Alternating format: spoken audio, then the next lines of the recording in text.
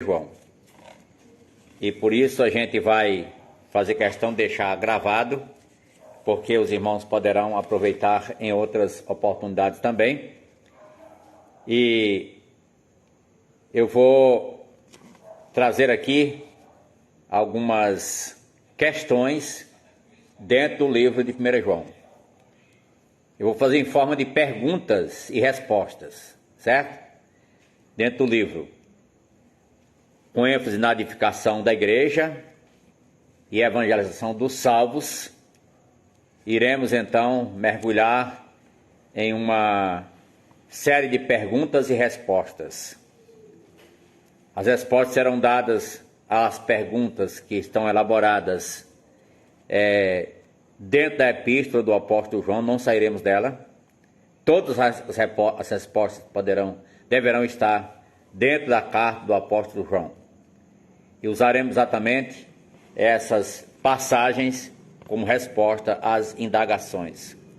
São 20 questões, ok? Mas primeiramente, deixe-me dizer que Fátima Penha está nos assistindo.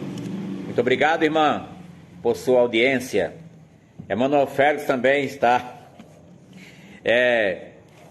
Deixe-me lembrar que Eugênio Jefferson também. Deixa eu ver se tem como eu avisar aqui algumas pessoas. Pelo Face você avisa aí, né? Pelo Face você avisa. Nessa cabecinha, mas não vou tomar tempo para isso agora não, você pode fazer. Ok? Vamos às questões. São 20 perguntas e preciso de 20 respostas. 1 João, o livro tem 5 capítulos. E a gente debruçou um tempo aí para pegar algumas coisas sobre esse livro. E a primeira questão é: muita gente pensa que Jesus Cristo só veio a existir após o seu nascimento em Belém, e assim não passaria de uma pessoa humana. Isso se dá por falta de conhecimento da origem eterna de Jesus Cristo. Quais as declarações ou a declaração dentro desse livro que corrige esse erro crasso, né, de pensar que Cristo só veio existir depois do seu nascimento em Belém, e que o livro pode nos ajudar a corrigir isso? Primeiramente, no capítulo número 1, versos 1 e 2. Aqui diz: o que era desde o princípio, o que temos ouvido, o que temos visto com os nossos próprios olhos, o que contemplamos e as nossas mãos apalparam com respeito ao quê? Ao verbo da vida. E a vida se manifestou, Jesus é a vida se manifestou, e nós a temos visto, nós os apóstolos, estava dizendo, apóstolos, temos visto, e dela damos testemunho, e vula anunciamos a vida eterna, a qual estava com o Pai e nos foi manifestada. Então Jesus Cristo está além do tempo do seu nascimento, ou seja, antes do seu nascimento ele já existia, ele é autoexistente, ele é Deus, só que quando veio a esse mundo ele se teve que fazer carne, tornar-se homem.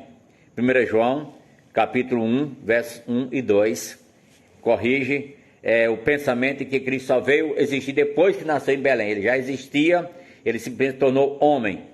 E é bom lembrar que, ao tornar-se homem, Jesus tomou uma decisão para sempre. Hoje ele é homem e para sempre o será. É tanto que 1 Timóteo 2,5 está dizendo lá que temos um mediador entre Deus e os homens, Cristo Jesus, homem. E esse próprio livro vai dizer novamente isso, está na frente também. Ok? A segunda questão muitas pessoas gostariam de ter a experiência de comunhão com Jesus que os apóstolos tiveram. Só que nós vamos ver que isso é real. João falou sobre isso. E ele disse aqui, no capítulo 1, verso 3, que é possível ter a mesma comunhão que eles, apóstolos, tiveram, E aqui disse assim: o que temos visto e ouvido, anunciamos também a vós outros, para que vós igualmente mantenhais comunhão conosco. Ora, a nossa comunhão é com o Pai, com o seu Filho Jesus Cristo. Então, há uma comunhão apostólica, há uma fé viva e autêntica, tal qual as que os apóstolos tiveram, na mesma pessoa de Jesus, fé salvadora, da forma que eles tiveram também, mesmo que eles conviveram com Cristo, mas podemos ter a mesma comunhão. Isso é muito maravilhoso. Dentro desse livro está bem claro aí e subentendido. Terceira questão. A pessoa pode saber se já é possuidor da vida eterna, ou esta é uma questão a ser definida apenas depois de ultrapassar as fronteiras para a eternidade? Não é o que muitos pensam, né? Só quando chegar o tempo é que vou saber, lá depois saberei. Não, tem que saber logo, agora. João disse, 1 João 5,13: estas coisas vos escrevi, a fim de saberdes que tendes a vida eterna, a vós outros que credes em o nome do Filho de Deus. Então, 1 João 5,13 diz que nós temos a vida eterna e que nós devemos saber que temos a vida eterna. Então, o crente tem certeza de vida eterna, é para saber. Por isso esse livro foi escrito. 1 João 5,13 está bem claro. Bem, a quarta questão é: como podemos então ter certeza da vida eterna? Como ter certeza? Aí João diz o seguinte: nós sabemos que já passamos da morte para a vida, porque amamos os irmãos. Aquele que não ama permanece na morte. Todo aquele que odeia seu irmão é assassino. Ora, vós sabeis que todo assassino não tem vida eterna permanente em si. Note como a origem divina da pessoa, a natureza divina da pessoa, faz na pessoa um elo de ligação uns com os outros e com Deus. E aqui diz: nós já sabemos que já passamos da morte para a vida porque amamos os irmãos. Esse amor é evidência clara, externa, da nossa convicta certeza de que somos salvos. Essa forma maravilhosa de expressar. E eu prossigo. Conhecemos o amor que Cristo deu a sua vida por nós e devemos dar nossa vida pelos irmãos. 1 João 3, 14 a 16. Se admitirmos, eu vou agora para o capítulo 5, verso 9 em diante. Se admitimos o testemunho dos homens, porque muitas pessoas se baseiam no que os homens dizem, e em muitas coisas pode estar certo e não, mas temos que ter essas consciências. Se admitimos o testemunho dos homens, o testemunho de Deus é maior. Verso 9. Ora, este é o testemunho de Deus que ele dá acerca do seu Filho. Aquele que crê no Filho de Deus tem em si o testemunho. Quer dizer, quem é crente em Jesus tem esse testemunho. Aquele que não dá crédito a Deus, o que acontece? O faz mentiroso, porque não crê no testemunho que Deus dá acerca do seu Filho. E o testemunho é este: que Deus nos deu a vida eterna, e essa vida está no seu Filho. Aquele que tem o Filho tem a vida. Aquele que não tem o Filho de Deus não tem a vida. 1 João 5, 9 a 12. Então aqui está falando de um testemunho muito claro, repetido várias vezes: testemunho, testemunho. E qual é esse testemunho? É que Deus nos deu a vida eterna, e essa vida está em Jesus. Aquele que tem Jesus tem a vida. Quem não tem Jesus não tem a vida eterna.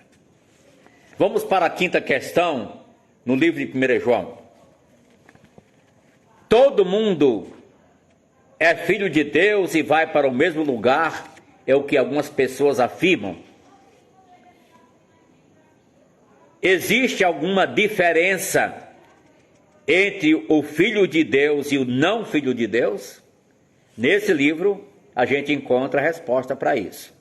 Está no capítulo 3, verso 1. Nisto são manifestos quem? Os filhos de Deus. 1 João 3, 1 disse. 1 João 3, 1 disse: amados, agora somos filhos. Vede que grande amor que nos tem concedido o Pai, ao ponto de sermos chamados filhos de Deus. E de fato somos filhos de Deus. Por essa razão, o mundo não nos conhece, porquanto não conheceu a Ele mesmo. 1 João 3, verso de número 1. E agora, no verso número 10, verso 10 do capítulo 3. Nisto são manifestos quem? Os filhos de Deus e os filhos do diabo. Todo aquele que não pratica a justiça não procede de Deus. Não procede de Deus, nem aquele que não ama seu irmão. Então, são manifestos quem? Os filhos de Deus e quem mais? Os não filhos de Deus, chamados aqui de filhos do diabo até, não é verdade? 1 João 3, 10 é muito claro. E lá no verso 1 diz que agora somos filhos de Deus. Agora sim, somos filhos de Deus. Sexta questão. Por que tantos problemas e sofrimentos afligem os filhos de Deus aqui? Nós somos filhos de Deus e sustentamos isso. E alguém vai dizer: filho de Deus, mas está sofrendo, adoeceu até, passou uma dificuldade, passou problema. É verdade, passamos problemas. Mas veja por quê. 1 João, capítulo 3, dá a resposta. Por que nós somos afligidos? Verso 2. Amados, agora somos filhos de Deus, e ainda não se manifestou o que haveremos de ser. Sabemos que quando Ele se manifestar, seremos semelhantes a Ele, porque haveremos de vê-lo como Ele é. Então, por que os filhos de Deus são afligidos com problemas e até com sofrimentos e finalmente a morte? Por quê? Ainda não se manifestou o que haveremos de ser. Por enquanto estamos ainda sujeitos aos problemas e desgaste e sofrimento desta vida. Mas chegará o momento em que nós seremos semelhantes a Jesus. Haveremos de ver como Ele é. Quando Ele se manifestar, seremos semelhantes a Ele. Por enquanto, está longe, né? Por enquanto não aconteceu ainda a glorificação. Mas haverá um momento em que isso vai acontecer. Maravilhosamente, gloriosamente. E esse momento é aguardado com muita expectativa. Vamos para a sétima questão, porque a gente quer andar, que são 20 questões, né? Já pensou? Sétima. Os pecados terão de ser purificados após a morte em algum lugar, ou a crer em Cristo, confessando os nossos pecados, o seu sangue é suficiente para nos purificar? A resposta está aqui nesse livro, no capítulo de número 1, verso 7 e o verso 9. Diz assim: se confessarmos os nossos pecados, verso 9, Ele é fiel e justo para nos perdoar os pecados e para nos purificar de toda injustiça. É suficiente o sangue de Jesus para nos purificar de quê? De todo o pecado, de toda injustiça. E no verso 7, o sangue de Jesus, seu Filho, nos purifica de todo o pecado. Mas deixa eu ler o verso todo, porque há uma ligação com o que eu afirmei antes. A evidência externa, e até interna também, daquele que conhece a Cristo. Se porém andarmos na luz, como Ele está na luz, mantemos comunhão, como? Com quem? Uns com os outros. E aí o sangue de seu Filho Jesus Cristo nos purifica de todo o pecado. Note como é importante estar ligado aí a uma pessoa que nasceu de novo, está um relacionamento com a igreja, com os irmãos, sem barreira qualquer. Pergunta, essa aqui já foi incluída a 7 e a 8, vamos para a número 9, ok? O que dizer? Estamos com questões dentro do livro de 1 João. As respostas estarão lá em 1 João. Todas as perguntas aqui. O que dizer daquele que diz que é crente, mas que anda no pecado, nas trevas, distante da realidade que professa com seus lábios? 1 João 1,6 diz: se dissermos que mantemos comunhão com ele e andarmos aonde? Nas trevas, o que acontece? Mentimos e não praticamos a verdade. Olha a implicação que tem isso, né? Alguém é chamado aqui de mentiroso, não é verdade? É aquele que diz que é crente, mas na realidade não está correspondendo, não está andando com Jesus. E uma demonstração de estar andando com Jesus é o relacionamento com o povo dele, não é verdade? Com a igreja dele. Quando a pessoa não tem esse interesse, está dizendo algo contrário. 10ª questão. Qual é o mandamento dado por Jesus, pelo qual devemos pautar nossa vida e o nosso relacionamento com os irmãos? Isso está no capítulo número 2, versos 7 a 11. Amados, não vos escrevo mandamento novo, senão mandamento antigo, o qual desde o princípio tivemos. Este mandamento antigo é a palavra que ouvistes.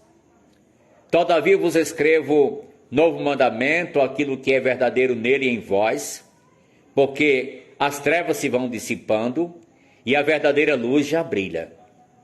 Aquele que diz que está na luz e odeia seu irmão, até agora está nas trevas. Aquele que ama seu irmão permanece na luz e nele não há nenhum tropeço. Aquele, porém, que odeia seu irmão está nas trevas e anda nas trevas e não sabe para onde vai, porque as trevas lhe cegaram os olhos. 1 João 2, 7 a 11.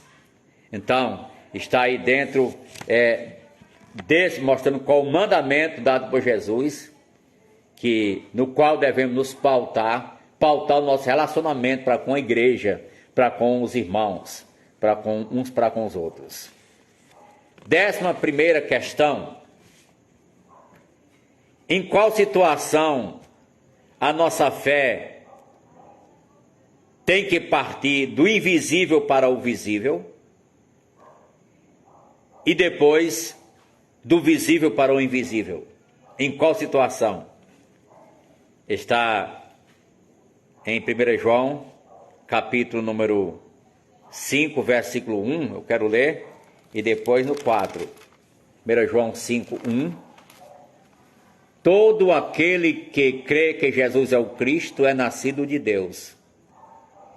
E todo aquele que ama o que o gerou, também ama o que dele é nascido. Nisto conhecemos que amamos os filhos de Deus, quando amamos a Deus e praticamos os seus mandamentos. Que maravilha, né? Porque esse é o amor de Deus, que guardemos os seus mandamentos. Ora, os seus mandamentos não são penosos, e assim vai. Então, já no capítulo número 4, verso de número 20, né? Verso 20, 4, 20. Exatamente. Se alguém disser, amo a Deus, e odiar seu irmão, o que acontece? É mentiroso. Pois aquele que não ama seu irmão a quem vê, não pode amar a Deus a quem não vê. Então a pergunta foi, em qual situação a nossa fé tem que partir do invisível para o visível e em qual situação do visível para o invisível. Então, um é do invisível para o visível, e outro do visível para o invisível. Quando nós cremos em Cristo para a vida eterna, conforme 5:1 aqui, é questão de fé sem ver, sem se basear no que vê. É pela graça mediante a fé. Quando se trata do relacionamento da igreja de uns para com os outros, parte do que se vê para o que não vê, dos irmãos para com Deus. Se dissermos que amamos, como amar a Deus, se disser que ama a Deus que não vê, e não ama os irmãos a quem vê, há uma contradição. Se nós não amamos os irmãos a quem nós vemos, e dissemos que amamos a Deus a quem não vemos, é uma contradição. Se alguém disser, amo a Deus, e odiar seu irmão, é mentiroso, pois aquele que não ama o seu irmão a quem vê, não pode amar a Deus a quem não vê. Então isso está muito claro, né? 12ª questão. Em meios aos ensinos dos homens, para se buscar tantos mediadores ou interventores ou caminhos entre Deus e nós, qual a advertência neste livro? Então a gente encontra aí em 2 lugares. 1 João 2, verso 2. Eu estou lendo as passagens todas eu mesmo por causa da gravação, né? Mas vocês acompanhem. Ele, verso 2, 2:2. Ele é o quê? A propiciação pelos nossos pecados. E não somente pelos nossos próprios, mas ainda por quem? Pelos do mundo inteiro. E já no último capítulo, 5:20, capítulo 5, verso 20. Também sabemos que o Filho de Deus é vindo e nos tem dado o entendimento para reconhecermos o quê? O verdadeiro. E estamos no verdadeiro. Em quem? Em seu Filho Jesus Cristo. Ele é o quê? Este é o verdadeiro Deus e a vida eterna. Esse é o verdadeiro Deus e a vida eterna. Muito bem. Então, nós não podemos recorrer a outros mediadores. Por isso, o crente não reza a Ave Maria. O crente não reza a Santa Maria. O crente não reza a Salve Rainha. Porque Ave Maria, Santa Maria e Ave Maria são dirigidos a uma pessoa que já partiu, não está mais aqui, já morreu.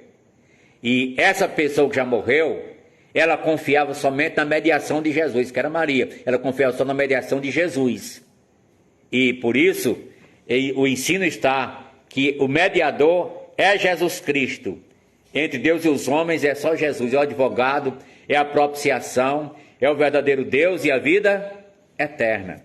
E diz lá mais no final, o último verso do livro: filhinhos, guardai-vos dos ídolos, ou seja, guardai-vos da idolatria. Muito bem. 13ª questão, estamos caminhando para o final, passou do meio. Questão número 13. Hoje, muita gente ora querendo mandar em Cristo, ou não? Reivindicando, ordenando, determinando. Mas qual é mesmo a oração que Deus ouve de acordo com o livro de 1 João? Está no capítulo de número 5, mas vamos ver lá o capítulo 3, capítulo 3, 18 em diante. Capítulo 3, aí depois a gente vai para o 5. 3, 18. Vou ler. Filhinhos, não amemos de palavra nem de língua, mas de fato e de verdade. E nisto conheceremos que somos da verdade, bem como perante ele, tranquilizaremos o nosso coração. Pois se o nosso coração nos acusar, certamente Deus é maior do que o nosso coração e conhece todas as coisas. Veja o que vai concluindo com isso. Amados, se o coração não nos acusar, temos confiança diante de Deus, e aquilo que pedimos dele, recebemos, porque guardamos os seus mandamentos e fazemos diante dele o que lhe é agradável. Eu li até o verso 22. Agora veja lá o capítulo 5, verso de número 14. Olha aqui, é base esse texto, é muito importante. E esta é a confiança que temos para com ele, que se pedirmos alguma coisa segundo a sua vontade, ele nos ouve. Quando é que Deus nos ouve? Quando pedimos segundo a sua vontade. Não é determinando, não. Não é dando ordens a Jesus Cristo, não. O próprio Jesus, lá no Getsemane, ele orou humildemente e ele disse o quê? 3 vezes: Pai, se possível, passe de mim este cálice sem que eu beba. Todavia, seja feita o quê? A tua vontade. Ele, sendo Deus, não determinou. Olha que arrogância de alguém que ousa determinar e mandar em Deus e pedir. Tem que ser assim, Senhor. É um absurdo. Tem que ler 1 João, né? Tem que ler 1 João. Você nasceu para dar e dando tudo errado. Dando tudo errado, né? Pois é. 14ª questão. O anticristo um dia virá.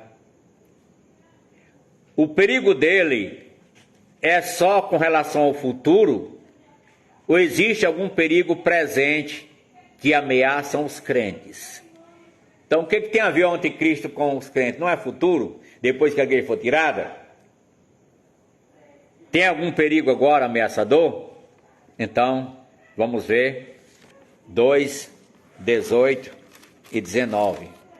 Se tem perigo ou não. Aqui disse: Filhinhos, já é a última hora. E como ouviste que vem o anticristo, também agora muitos anticristos têm surgido pelo que conhecemos que é a última hora. Eles saíram do nosso meio, entretanto não eram dos nossos, porque se tivessem sido dos nossos, teriam permanecido conosco. Todavia eles se foram, para que ficasse manifesto que nenhum deles é dos nossos.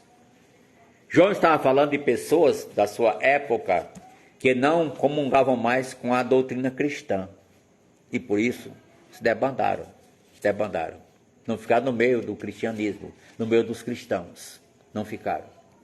Mas o cristão verdadeiro, ele sempre procurará o rebanho, onde ele estiver, qualquer lugar do mundo, onde ele chega, vai procurar o seu rebanho. Steve Pittman disse que os pássaros da mesma plumagem se encontram. Se encontram, né? Então, e é verdade, né? Você veja o exemplo. Alguém que gosta de beber, que chamam de pinguço, né? Pinguço, gosta de beber, e que vive bebendo. Ele vai para Rio de Janeiro, nunca foi lá, chega lá, de repente arranja um colega de bebida, ou não, de repente encontra os amigos, de repente, para onde ele for, de repente encontra. Diversas penugem, exatamente. Criança, descobre onde tem criança. Você nem pensar, de repente aparece mais criança, que a outra descobriu, né? Descobriu. E crente, descobre sempre onde é que tem outro crente, onde é que tem uma igreja, onde chega, quer ter uma igreja para se congregar, para visitar, para adorar a Deus, para servir a Deus, conhecer outros irmãos. Maravilha! Então, aqui está claro que tem o perigo do anticristo, diz lá, muitos anticristos têm surgido aqui, 2:18, né? Filho, já é a última hora. E como ouviste que vem o anticristo, também agora, já no 1º século, muitos anticristos têm surgido pelo que conhecemos que é a última hora. Muitos já surgiram. Ou seja, o espírito do anticristo presentemente já está no mundo. Diz que ele vem, mas que presentemente ele já está no mundo. Esse é o problema das distorções, aberrações contra o próprio Evangelho e ataques à Igreja de Jesus. Questão número 15. Como podemos identificar esse mal e nos prevenir contra ele? Se o anticristo vem, como podemos nos prevenir contra ele? Capítulo 4, verso 1. Amados, não deis crédito a qualquer espírito, antes provai os espíritos se procedem de Deus, porque muitos falsos profetas têm saído pelo mundo fora. Nas igrejas ia chegar pessoas visitando, ia chegar cristãos verdadeiros que vinham de outros lugares e ia procurar a mesma plumagem. Mas também em meio a isso chegavam pessoas que não eram cristãs ou que tinham doutrina errada e chegava. Aí João faz uma advertência. Naquele tempo não tinha escritura como tem hoje, no Novo Testamento. Eles tinham que usar o discernimento do Espírito, checar o que estava acontecendo para poder entender. Aí aqui, não decreta qualquer espírito, mas prove se procede de Deus. Prove. Nisto conheceis o Espírito de Deus. Todo espírito que confessa que Jesus Cristo veio em carne é de Deus. Primeiramente, é confessar Cristo, o Filho de Deus que nasceu para ser o nosso Salvador. E todo espírito que não confessa a Jesus não procede de Deus. Pelo contrário, este é o espírito do anticristo, a respeito do qual tendes ouvido que vem, e presentemente já está no mundo. Verso 3 do capítulo 4. O espírito do anticristo, no presente, já está no mundo. Então, isso significa que nós precisamos ter muito cuidado, porque Jesus falou sobre o abominável da desolação, lá do profeta Daniel. E o anticristo virá com o espírito abominador, de abominar as coisas de Deus. Começa até bem, começa até concordando, depois profana. Então o perigo da profanação dentro das igrejas tem que acontecer, o cuidado sim, para não deixar se levar por essas falácias. Então, está claro aí. Eu li até o verso de número... mas o 4 também. Filhinhos, vós sois de Deus, o 4 também, até o 6. Vós sois de Deus e tendes vencido os falsos profetas. Só quem é de Deus vai acontecer isso. Porque maior é aquele que está em vós do que aquele que está no mundo. Eles procedem do mundo e por essa razão falam da parte do mundo e o mundo os ouve. Claro que falar coisas que o mundo gosta vai ser aplaudido, o mundo gosta, né? Eles não vão querer a palavra, mas as coisas que pertencem ao mundo são bem-vindas para eles. Nós somos de Deus. Aquele que conhece a Deus nos ouve. Aquele que não é da parte de Deus não nos ouve. Nisso reconheceis o Espírito da verdade e o Espírito do erro. Olha aí como conhecer. Está mostrando, João, mostrando como identificar esse mal que vem através do Espírito do Anticristo, cujo Espírito já está, que o mesmo já está vigente em nossos dias. Então, vamos para a próxima questão, número 16. Agora vem para os jovens, falando para os jovens. O jovem que diz que é crente, mas quer curtir o mundo e se afastar para se entrelaçar nos prazeres da carne, em detrimento de obedecer à vontade de Deus, procura satisfazer a carne. O que esse livro diz a respeito? 1 João, vá para o capítulo 2, e aqui diz, verso 15: não ameis o mundo, que falava para jovens, sabia? O contexto imediato anterior lá é jovens. Não ameis o mundo, nem as coisas que há no mundo. É claro que serve para todo mundo, né? Mas o contexto que está falando para jovens na hora. Se alguém amar o mundo, o amor do Pai não está nele.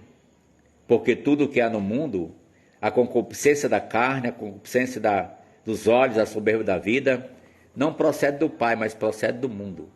Ora, o mundo passa, bem como a sua concupiscência. Aquele, porém, que faz a vontade de Deus, o que acontece?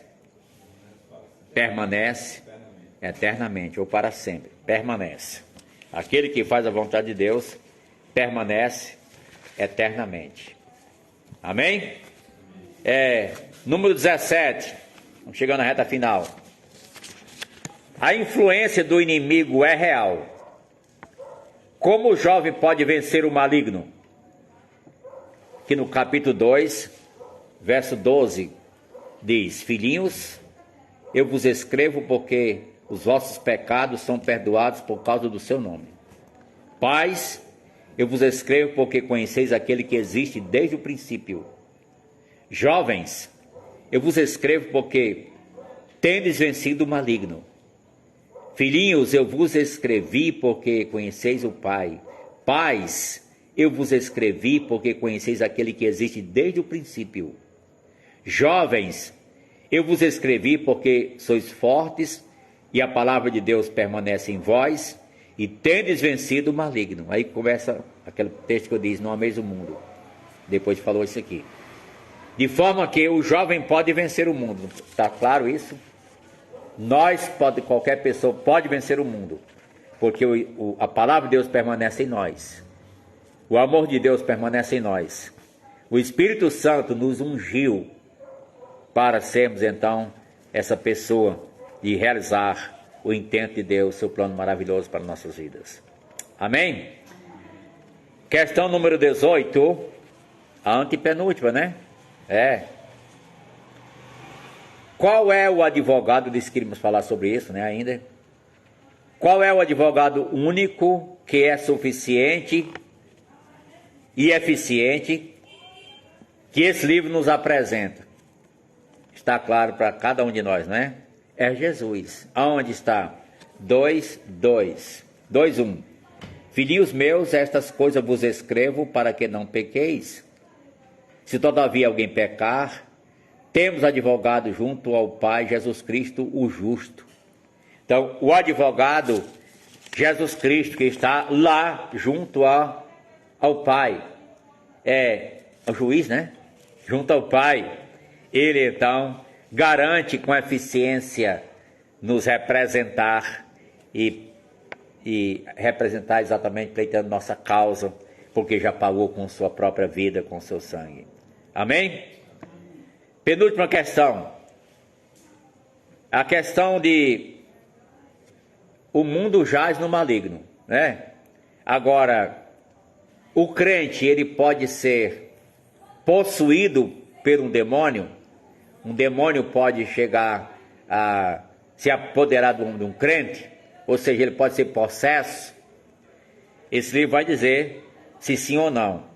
Capítulo 5, verso 18.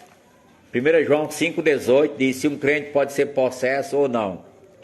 Sabemos que aquele que é nascido de Deus não vive em pecado. Antes, aquele que nasceu de Deus o guarda e o maligno não lhe toca. O Satanás, o diabo, o demônio não pode tocar o crente. Ele pode até influenciar para o mal, querer tentar, mas ele não vai tocar, se apoderar dele. O crente não pode ser possesso jamais. Isso é coisa para quem não é crente ainda. Última questão. Essa aqui diz respeito até ao nosso Brasil. Tem muitos que pensam e aclamam: Santa Cruz é de Jesus, o Brasil é de Jesus, São Paulo é de Jesus, Rio de Janeiro é de Jesus. É mesmo? Eu nem sabia. Porque a Bíblia diz em 1 João 5,19, o quê? Sabemos que somos de Deus e que o mundo inteiro jaz no maligno. Está diferente, não está? O mundo inteiro jaz no maligno. Então, precisa ser de Jesus. Precisa. Não é dizer que o Brasil é de Jesus, aí você vai evangelizar, mas eu não já sou de Jesus? Você quer para quê? Eu não já sou dele? Não faz sentido, né? Então, temos que ser bíblico. Quem creu, recebeu Jesus, tem vida eterna de Jesus. Quem não, precisa do evangelho ainda, precisa da palavra, precisa conhecer, se arrepender dos pecados e crer para a vida eterna. Amém? São essas 20 questões para resumir aqui o livro 1 João nesta oportunidade. Agora, vou abrir para a participação de vocês, mas antes eu quero só